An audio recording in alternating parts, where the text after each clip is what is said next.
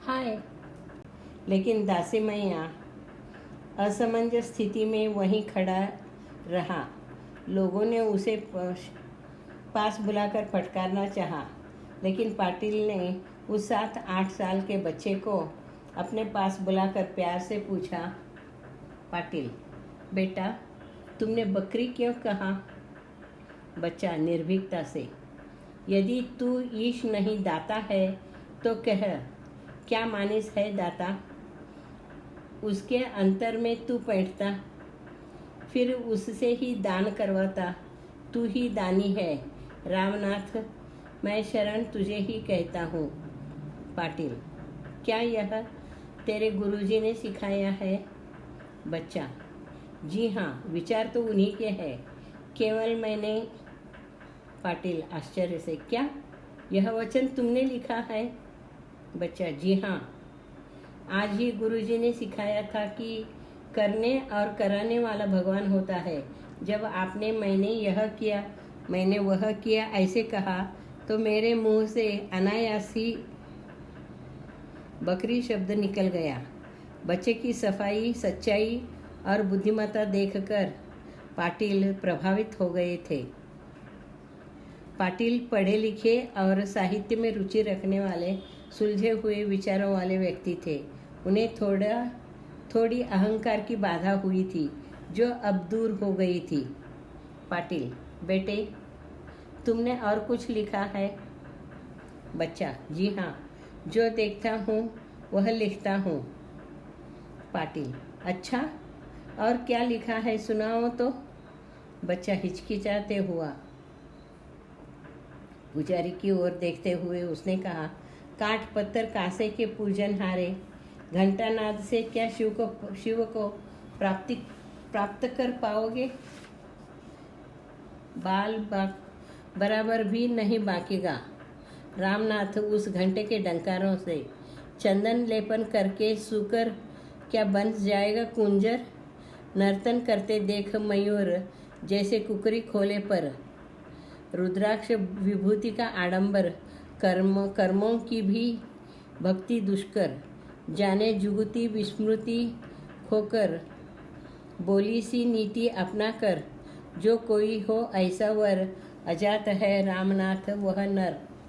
इसके बाद बच्चा बनिया नन्नप्पा को देखकर बोला, आँख कान है शिव के भोग, हाथ पाँव है शिव के भोग, जीभ नाक है शिव के भोग, तन मन सब है शिव के भोग, जो न करे कलुषित वह भोग, रामनाथ वही जगदीश जोग। इतना कहकर बच्चा चुप हो गया। पाटिल आनंद से, वाह बेटा वाह, बहुत खूब। क्या नाम है तुम्हारा?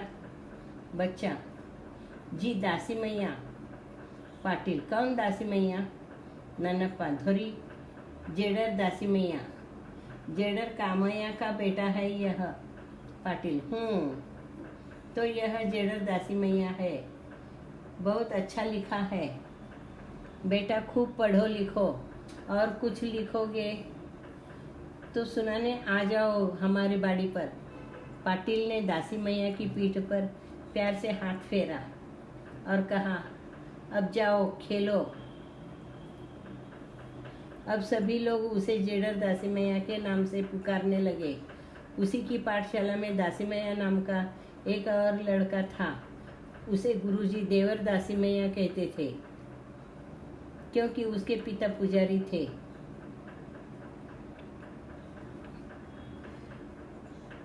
निसर्ग से पाठ। छुट्टी के एक दिन दासी मैया पाठ पढ़ता हुआ बैठा था। पास ही उसकी माँ गेहूं बीनते हुए बैठी थी। आसपास कंकड़ और कुछ गेहूं के दाने बिखरे पड़े थे। पढ़ते पढ़ते दासी मैया ने गेहूं के दाने चुनने लगा। कोने में पड़ा दाना उठाने के लिए उसने हाथ बढ़ाया तो उसने एक बहुत ही अचरज भरा दृश्य देखा। एक छोटी सी चींटी गेहूं का दाना उठाकर दीवार पर चढ़ने की कोशिश कर रही थी। बार बार नीचे दाना गिरता था। वह हर बार दाना पकड़े चढ़ने की कोशिश कर रही थी। घड़ी 2 घड़ी बीत गए, फिर भी चींटी ने प्रयत्न करना नहीं छोड़ा। अंत में चींटी अपने गंतव्य पर गेहूं के साथ पहुंच गई।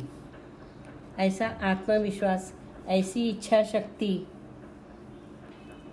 दासी मैया सोचने लगा, मनुष्य में अगर ऐसा आत्मविश्वास, ऐसी इच्छा शक्ति, ऐसी लगन होगी, ऐसी तन्मयता, ऐसी क्रियाशीलता होती, तो वह कहाँ से कहाँ पहुँच जाएगा। चींटी की ऐसी टेक लगन, यदि भक्ति में न हो आर्यपन, रामनाथ ऐसी भक्ति चींटी से भी ओछी हीन। Thank you.